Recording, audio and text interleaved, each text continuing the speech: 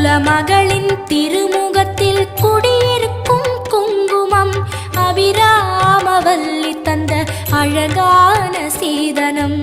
அழகான சீதனம் அவள்தானே காக்கணும். அழகான சீதனம் அவள்தானே காக்கணும். குங்குமத்த தேவி காத்திடுவா, மங்களத்த அவளே கூட்டி வைப்பா. குங்குமத்த தேவி காத்திடுவா, மங்களத்த அவளே கூட்டி வைப்பா.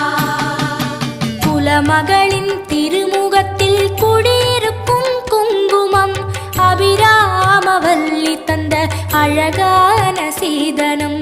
அழகான சீதனம் அவள்தானே காக்கணும்.